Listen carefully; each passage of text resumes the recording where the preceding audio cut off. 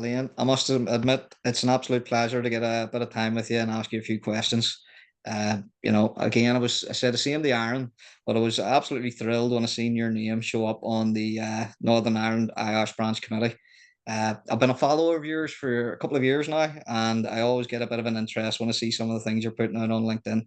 Oh, that's great. So I really appreciate your time all the same, Elaine. So yes, Not at all, thank you. if you don't mind me asking a wee bit about your background, because forgive me ignorance, I actually don't know. So just a bit about your history, what got you into safety, and what got you here. My route into safety is like a lot of people's, where you kind of fall into it backwards and blindfolded and all of those things.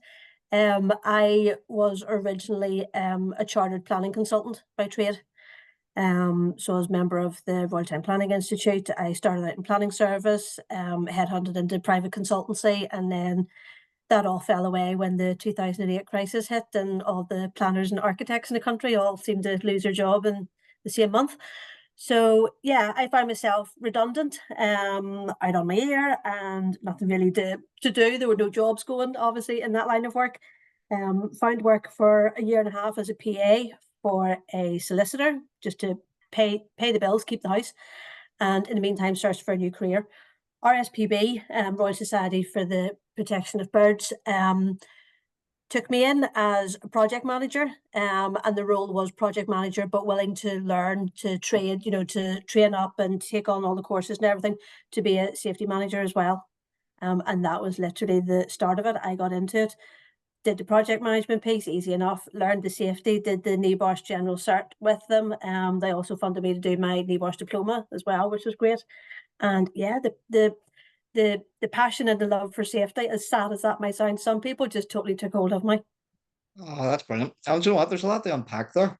The Chartered Planning Institute, that's interesting. I wonder how much of the knowledge and experience and skills you sharpened in that career have transferred across into, the planning and occupational safety and health management Yeah, systems, etc. I've totally been able to use those skills for things like whenever I'm involved in projects, particularly ones that involve a construction element.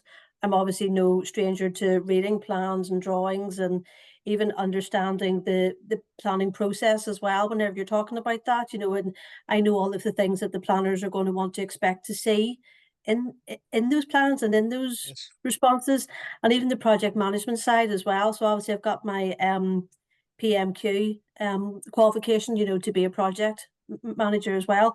And I do think that project management skills do go hand in hand with safety as well. It also means then when PMs come to you and ask you for advice, you understand their constraints, resources, deadlines, timeframes, because Mhm. it means you can kind of work better together, I suppose. Yeah, no, that makes sense. You can see it from both sides of the coin, and Yeah. you're able to maybe compromise that wee bit easier, or work within Yeah. the sort of requirements. But that no, that's very interesting. And there was another thing you said there, which was made redundant in the 2008 financial collapse. Wow, that's very interesting because I was another person in the financial collapse in 2008. I was working in a construction company and was in the third round of redundancies, and it was at that stage that's what gave me the kick to right. I've been on the scrap heap twice now. Time to go and take Yeah. on the same role as my dad. But hey ho, It was tough going. It was it really was real, it a real was. tough period for a lot of us, as you know, Mhm. to be booted out of an industry that wasn't employing, That's right. you know. And for me, it was Everybody about felt it. yeah, it was about letting go of something that I'd worked long and hard for. I loved planning, in a different way that I love safety, and I always imagined I would go back to it someday. Mhm. But no one plans these things. You don't know at any one point in your life where a decision will take you, and you assume it's a short-term decision, and then you just find yourself off on a tangent, and it becomes something Yes. all of its own. So Before no, you noticed. I'm before you know it, you're what am I now? 13 years later in the safety, Brilliant. but I wouldn't change any of that. I would, if I could go back and have any way to change it, I wouldn't. I do believe everything happens for a reason, and it just feels like Yes. it all happened the way it was supposed to be. It was all meant to be. No doubt. It was. No, very interesting. And if you don't mind me asking, Elaine, it's blatantly obvious how much passion you have for safety. It just comes out through the screen. If you don't mind me asking, where does that drive come from? What is behind the drive for the passion for safety? This is going to sound really sad. I just love people. I love the idea of, I love going out, boots on the ground, talking to people, understanding their work, really understanding their work. I've become fascinated with this idea of work as imagined versus work as done. So Yes, when you're the safety person sitting behind the desk, writing the policies and the procedures and everything, how that actually translates to the people on the ground, or how you imagine it's translating to the people on the ground, yes, it could be so different. And they completely. can be worlds apart. Not all the time, but they can be worlds apart. And it's what makes them so different on the ground, on the front line when people are doing the work, is all the different variables that you maybe don't see if you don't do that getting out and about piece, Yes, to talk to people and to see it with your own eyes, to see how it's actually happening. They're dealing with all the different variables, all the different challenges, um, all the different inputs and factors and everything that's on, that if you're just sitting in your office writing the policies, you don't see any of that. And completely agree. the real kicker for me came when I became a bus safety manager, and my husband at the same kind of time became a bus driver. And our two worlds collided over the dinner table. Very interesting. And I was getting this real life insight into what it was like to do that job. And that's where it just absolutely kicked off for me. That's where I got into my whole human factors fascination, into the study of safety one versus safety two, the new view, all of these things that have really been opening Yes, up, I yes, yes. suppose, in a post-COVID environment. That just really sparked that interest for me. And I've just been like something just unleashed. I always refer to Yes. myself as kind of this safety nerd, but now I feel like I've taken the safety nerd even to the next level again.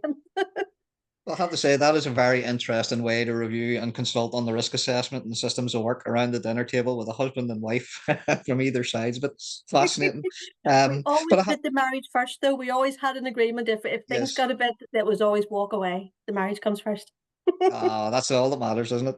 But I have to say that's fascinating stuff because some of what you said there, I have to try and get my brain back onto it. It was great stuff. Yeah, like work as imagined versus work actually done in practice. It's a real bugbear of mine, and I'm not criticizing, but I know rightly that up and down the country, there's risk assessments that are done in a bubble, i.e., the person that's done the risk assessment. In fact, forgive me for saying done a risk assessment. The risk assessment process is completed by an individual behind the desk that is never actually really reviewed on practice on the ground. Nobody's ever actually got out in the ground and saying, well, what way is this actually working? Never mind actually sitting down with the workers and saying, guys, what do you think? Is this real or is this not real? Or what Yeah, am I not seeing that's in it that you guys see that I don't? yeah, It needs all that. It really does in my mind, but it's very, very interesting. And then the other thing that I've heard you saying, I hear other people saying, I think so fascinating and does need a bit of attention is human error is inevitable. It yes. really is, isn't it? Like, I mean, we're all going to make mistakes. I made two mistakes today. I'm going to make another one tomorrow. Just when I make a mistake, it's not safety critical. Somebody's not going to die. So No, well, I I've think made a that's a mistake here not putting my phone on mute as well, as you can see. Um, no, absolutely. That's the thing with it. Human beings will always make mistakes. We are not robots. You can't program people to behave. You can't program people to follow a policy or procedure to the letter of the law. It's simply not going to happen. Um, and I'm big into that as well when it comes to things like accident investigation as well. Hindsight is 2020, as we know. yes, yes, I love the idea of actually sitting down and going through with the people involved to understand what was actually happening at the time, what their thought process was, what they were affected by or impacted by at the time. You can't just come along afterwards as an outsider and look at an incident and go, "Well, that was your fault." You know, yes, I'm yes, very against the idea of just flat blame, and especially when we put that blame on human error, because I always think the human error could be due to a multitude of factors. That ripple yes. effect idea, Agreed. you need to unpack all of that in order to really understand what was going on. I completely agree. And I often think to myself, if we're relying on human error as the control measure that's going to prevent, there's the feeling that's going to lead to an accident. I mean, surely there's other controls we should be looking at. And the other big thing about it is uh, to just blame human error or to identify human error. We are missing an opportunity to identify possibly five or six other systematic improvements, administrative controls, training requirements, additional guardrails, blind mirrors. There's so many other things that we could actually do to reduce the risk Yeah, if we actually just put the human error to the side and said, well, here, human error is inevitable. Anybody can make a human error. what was the other things leading up to this? What else could have led up to this? You Yeah, know, it's fascinating you bring up the accident investigation one, because that is another really pertinent piece. You see it so often, where an accident investigation and the findings will be, ah, sure, that was his fault. What do you do that for? That was a silly thing to do. yeah, But again, so many other opportunities to reduce the risk and prevent the accident. You know, fascinating. yeah. I think for me, what I've been looking at lately and trying to introduce is this idea of learning teams. I'm sure you've seen it about on LinkedIn and that. The idea of looking at the people you would pull together in the event of an incident to do an investigation, but pull Yes. them together before you've had the incident and sit them down and pose them a what if scenario and go Yes. through that and do that kind of learning before anybody has to get hurt or worse. It's part of the idea of learning from normal work. So traditional safety looks at looking at whenever things go wrong. So something's gone wrong, let's all focus our attention on that.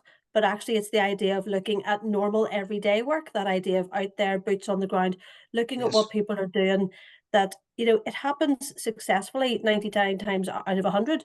So focus on that and focus on Mhm. replicating that rather than focusing on the one time it goes wrong. Brilliant stuff. And you know what you've said there about the what if, fascinating stuff. Because again, there's so many other things like the what if meetings that are done in, like, high hazard industries that do these workshops. They operate them, and it does seem to be that more and more, slowly, that some of the principles, from the top level of safety in the big hazard industries is starting now to bleed out and filter out across other industries, and more, like even like construction now, more and more come up against dynamic risk assessment processes and construction. So it's great stuff. As I say, it is making an impact and starting to get out there. It really is. Just to make you laugh, and this is the level of my safety nerdness. A book just arrived in today from Amazon that I've ordered. Human factors in nuclear safety, in in the Very nuclear interesting. in the nuclear industry. So it's that idea of I'll never work in that kind of environment, but I'm keen to learn about what they're looking at in terms of Yes, human yes, factors. yes. I think we have a lot to learn from looking at other industries, not just our Agreed. own, but looking outside to see what other people are doing. You don't have to have the actual job that you're doing in common, but what we do all have in common is the fact that we're all working with people. That's true. That's very true. No, brilliant point. And I'm the same myself. I mean, I would regularly be looking outside of other industries that I'm maybe not currently working in for the very same reason.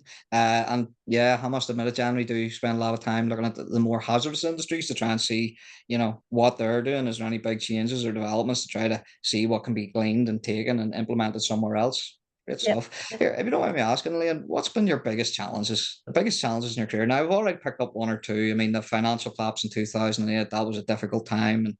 But anyway, forgive me. What's been your biggest career challenges? I would say, same as a lot of people, the COVID pandemic. That was a biggie for us from a safety point of view. Safety became the hot topic on every agenda. It pulled together parts of the business that might not have had very much to do with each other before. And yeah, it really focused attention, I think, because suddenly we had this common enemy, this common thing that we were trying to fight against. It was this unseen thing. So, it was the Yes, physical thing that you could actually see, but we knew it was out there. We knew the effects it was having on people. And I know that the government did its best to deal with it as it could. I know we're all going to have different views on the mhm, government's efforts, um, but the constantly changing legislation mhm, was a mhm. tricky one. I'm sure you've Yes, felt it as well as a safety professional, trying to simply keep up with the yes, changes that were coming in. I mean, there were almost at one point there were daily changes. yes. You no sooner brought in a new procedure and you were changing it again a couple of days later because That's something right. else had changed. Um, so I think that has certainly been my biggest challenge. It was a real eye opener. It was a learning curve. I think safety professionals in general felt themselves get a boost. In terms of, as I say, suddenly safety was on every agenda, where maybe it was or wasn't before. Mhm. Um, so yeah, that was a big one for me. I try to take the positives from it as well. I think what we learned throughout that was how to work better together. Mhm. It it introduced for us certainly this teams meeting culture. The Yes. idea of flexibility, remote working. Being able to just lift your laptop and go and still be able to attend the meetings that you need to. I've been able to get out on site more because Mhm. I know if I have meetings to go to, I can do them over Teams. So Yes. I'm not chained to the office the way I might have been before. So Mhm. yeah, so I try to take the positives from that awful situation, and obviously then just the working relationships and the connections that we built up at that time as well. These are connections and relationships that I've been able to carry forward since then in a much more positive kind of way as well. Yes, yes, yes. That was a very challenging time, very interesting time, challenging time. And as you rightly say, keeping up with the changes in legislation and regulations, holy God. Oh, you nearly needed a team of safety people working on it flat out. Um, And that's the thing, we were working on a flat out. It was a case of, drop your everyday job and focus on this, and we were doing 12 and 14-hour days, because yes, this was all we were it's what doing. it takes. Phone calls at 10 o'clock at night weren't a rare thing. It was something that just became part and parcel of the job. That's right. And I must admit, somebody who stayed on the ground, I did find it challenging. I found it challenging because, look, it was a big concern. It certainly was a big concern, but I could see that the other hazards and the other risks was still there, was still on our Yeah, face, and we just couldn't take our eye off the ball and forget about all these other big hazards and just focusing yeah, on one. But yeah, anyway, I say same as yourself. I took the positives too. There was some positives coming off the back of it, and I think the world did change. Employers have had to change a little bit and see yeah, that the world of work has become a little bit more flexible and productivity can increase. And I guess as IOSH do say fairly regularly, they do feel that the profession for health and safety did get a bit of a boost out of it. yeah, And I suppose that's a positive thing too. yeah. Brilliant. Well, here, I suppose one more wee question, Elaine, if you have the time for it. Yeah, have you any advice? Any advice for anybody new starting into the profession, or have you any advice in general? I use a hashtag on LinkedIn. I've been described as a LinkedIn ninja, which I love. I'm tempted to put that in my title. But my hashtag is ask, listen, learn. And that would be my big piece of advice to anybody starting out as a safety professional, is get out there, talk to people, learn from them. These are the people that you're trying to advise and keep right and write policies and procedures for, and you won't do it without them. You need their input, you need their engagement, you need their buy-in, you need them to believe in you before they'll believe in what you're trying to sell them. So you need to get out there, let them see that you truly care, that you're truly there for them. Otherwise, none of it works. You don't want safety to be seen as the tick box exercise it has traditionally been seen as. And the way you turn that around is by getting out there and talking to folk. That's brilliant, Elaine. That's absolutely brilliant. Couldn't agree any more with what you just said there. How's the move away from a tick box exercise? I would speak to different employees from different companies on a regular basis. I mean, I would say if I'm not speaking to 100 different people from maybe 20 different companies every month, and the amount of times when I ask employees, what do you think? What do you think about health and safety? The amount of them still perceive that it's there to protect the employer from claims. Now, in my mind, that's driven by the tick box culture and the tick box attitude. We're not doing something to them. Health and safety is there for them. And the other thing that you mentioned was care. Uh, they have to see that we care about them. It's a culture of care. We care that they go home safely, and we care that they're working in a safe environment, and we care that they've been given correct equipment that's safe to use and well maintained. You Yeah. know, um, brilliant stuff. Anyway, I could probably rattle on all night, but I better not because it's getting late. Don't get I could be here all night talking about this. I know. Sorry. No, look, here, Elaine, absolute pleasure. I really appreciate your time. And anyway, look, thank you very much. Not at all. Thank you.